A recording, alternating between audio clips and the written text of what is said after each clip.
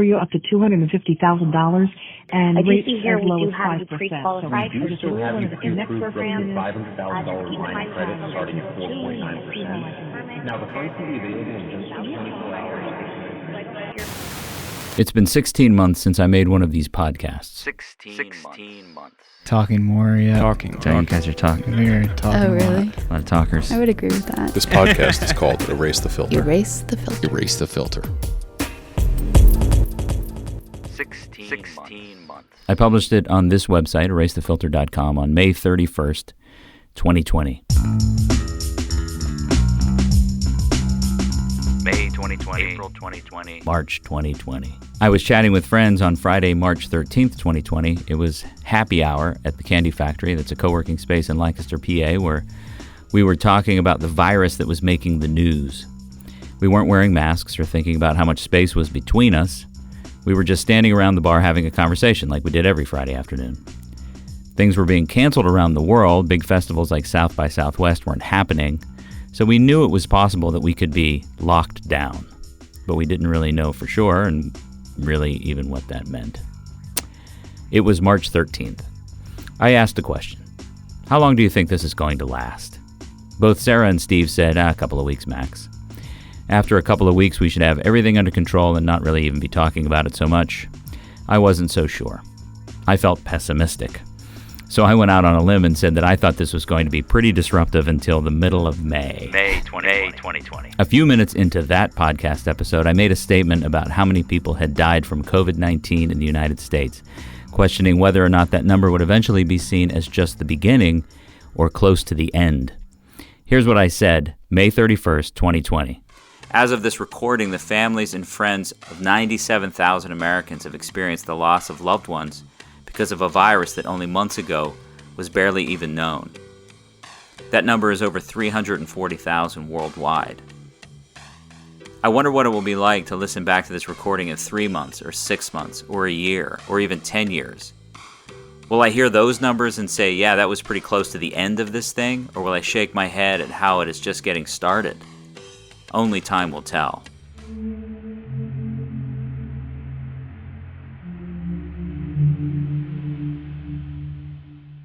Well, now it's September 2021, and as of this recording, the number of COVID deaths in the United States is somewhere in the ballpark of 680,000. So yeah, 16 months later, it's pretty safe to say that things were just getting started in May 2020. In June of last year, we reopened the Candy Factory after 3 months of lockdown. My partner Ann founded it 11 years ago, and I help out with it when I'm not doing other things like making software and podcasts. We reopened to a significantly different community than the one we closed with 3 months prior. We had reworked the physical layout of the 20,000 square foot facility to allow for social distancing. We implemented rigorous cleaning and sanitation protocols. We cautiously returned to spending time with other people, 6 feet apart or masked, and mostly outside. Frankly, it was a really weird summer. There was a lot going on. A lot. There seemed to be a split among the creative people I know and that I try to follow. Some people poured everything they had into their art. They stayed productive or became even more productive than before the pandemic, what we jokingly refer to as the before times. Other creatives seemed to get really bogged down by everything that was going on, losing their drive, their desire, or just the energy to create and be productive. I was in the latter group. The additional energy that living with COVID required day-to-day drained me, and I simply didn't feel like creating. COVID was remarkably only part of the collective story that unfolded last year. On May 25th, 2020, just 6 days before I released the last episode of this podcast, George Floyd, an African-American man from Minneapolis, was murdered by a police officer during an arrest for allegedly using a counterfeit $20 bill in a corner store. The death penalty, with no trial. Unbelievable. No, scratch that. Too believable. Protests against police brutality ensued, some turning violent and destructive, others peaceful and orderly. But the protests spread across the country and lasted for months, further dividing an already extremely divided country. All of this, exacerbated by a crashing economy, soaring unemployment, a deadly virus spreading through the population like the insane annual wildfires in the western edge of the United States. The summer of 2020 was unlike anything I could have ever imagined. The only thing that could notch that summer up even more would be the most contentious and surreal presidential election that I'll hopefully ever experience. Trump and Biden. Two old white guys in their mid-70s yelling at each other like a couple whiny middle schoolers. The country digging in like we've never witnessed in my lifetime. Us versus them. Hate the other side. They're not worth anything. Oh, and the other guy, the runner-up white guy, 79 years old, named Bernie. Boomers, you all have been in charge of this country for 30, maybe 40 fucking years. It's time to let that shit go. Retire. Enjoy yourselves. It's all good. But I digress. So yeah, everything got weird. It was a dark time. Dark time. We got used to being home a lot. Even after things opened up a bit, we just got comfortable and spent a lot more time at home. So did everyone. I used to use Zoom for work calls, conference calls with clients. Now we use Zoom to just casually catch up with friends. It's not a bad thing, it's just different. I think that's the word that comes to mind when I think about now versus 16 months ago. Different. March 2020 was disruptive. There's been talk of returning to some kind of normal ever since. That doesn't really ever happen though, does it? We don't, and we'll never go back to some other time, the before times, some way that things were that are now defined as normal. Normal isn't something to strive for. Normal is just the way things are at that time. We experience a new normal every day.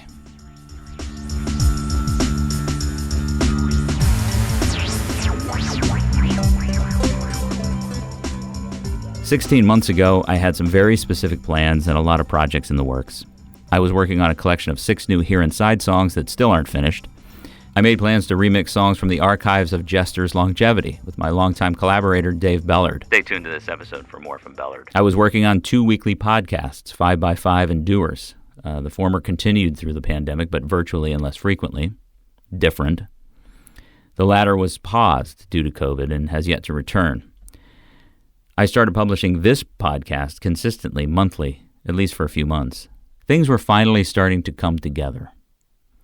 It was supposed to be the year of rhythm, the year that I was able to take all of the changes of 2019, all of the new projects, and find some rhythm, some velocity. Get into a groove to build on the foundations that were established during the year of action, which was 2019. Well, 2020 turned out to be the year of chaos, and 2021 the year of recovery. We have a few more months of recovery left. For me personally, creativity is emerging again from the depths of wherever it retreated last year.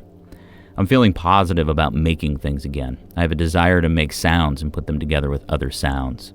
It's different, but good. What will 2022 be? I've learned to plan but not predict. I'm hoping it will be a reboot of the year of rhythm. I'm planning for that. But if I've learned anything from the past 16 months, it's that anything is possible, literally. And if 2022 takes as many unexpected turns as the past couple of years, I may be shocked, but I don't think I'll be surprised.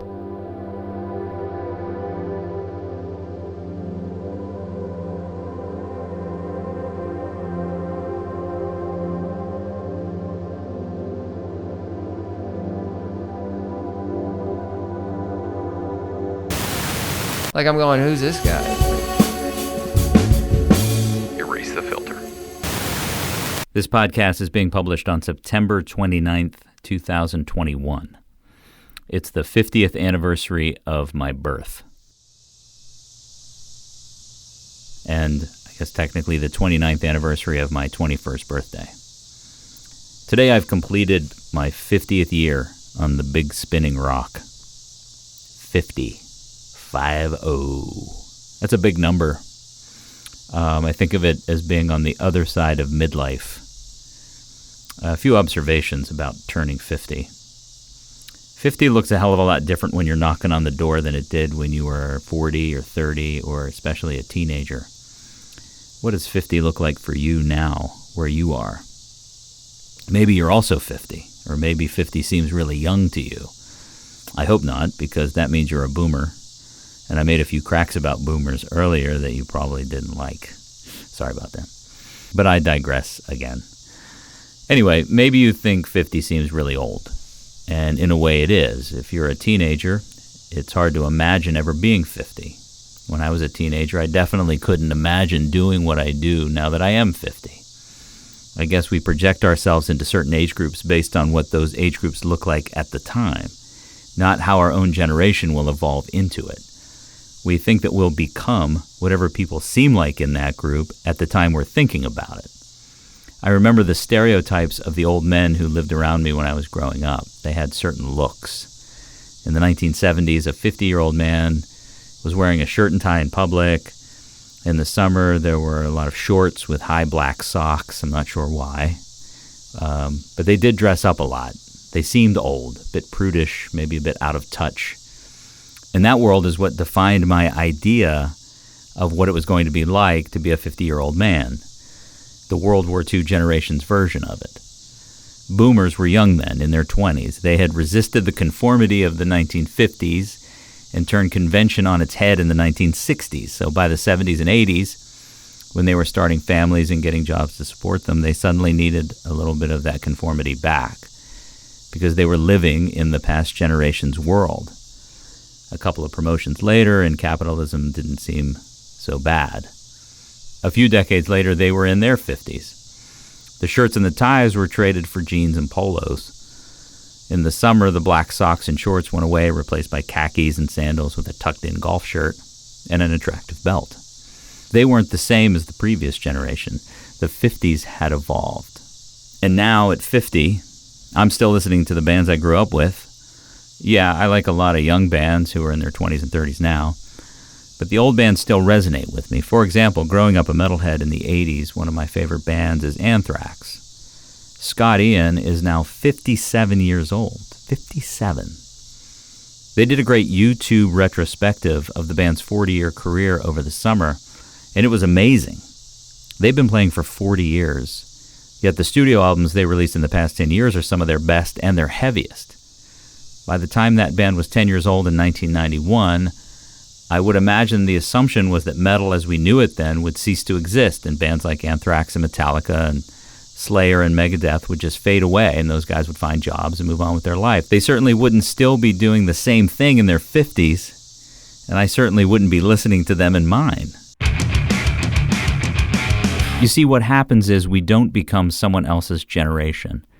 We reach these milestone decades, but we don't lose what we've been. We bring it along for the ride. We create a new version of what a 50-year-old looks like. But, and this is a big but, as much as we don't want to admit it, or as much as we think it's not true, teenagers look at us in the same way we looked at 50-year-olds back in the day. We're not cool. We're just old. And we're just as out of touch as those old guys seemed when I was a kid. It's just the way it is. Alexa, volume up. Erase the filter. I once heard that acid reboots your brain, and the trip is it coming back online. I'm not sure if that's true or if I was tripping when I heard it. David Bellard and I have been friends for 32 years, since the day we moved into our freshman dorm at Clarion University of Pennsylvania. I was 17 years old. He's a great friend, a fantastic artist, and a longtime collaborator. He also turned 50 this year. We had plans to celebrate our birthdays together and celebrate the music we made as Jesters' longevity between 1998 and 2005, with remixes and remasters of several of those old tracks. But those plans, like so many others, were put on pause in 2020 and have yet to be reignited. They will. But we do find ourselves periodically catching up on Zoom, removing the geographical limitations between Lancaster, Pennsylvania, and Seattle, Washington. And when we do, most of the time, we sound like a couple of old geezers waxing nostalgic about the years gone by and the antics that ensued. I guess that's what you do when you turn 50. Oh, and happy birthday to you as well, Gordo. At Clarion, if you took ceramics class, they fired this giant kiln that was down by the stadium. They fired it 2 or 3 times a semester because it was like a big ordeal. It was like this big outdoor brick thing with this chimney in it. Right. If you were monitoring the kiln, you were also responsible. There's big chopped wood everywhere. You had to keep firing it. So as a ceramics student, you had to sign up for shifts. And I had a shift, a midnight shift. I thought that would be the most fun thing, like just hang out and do this kiln at midnight. I remember distinctly, I was at a party, dropped acid. I knew that I had to go do this thing. Sure.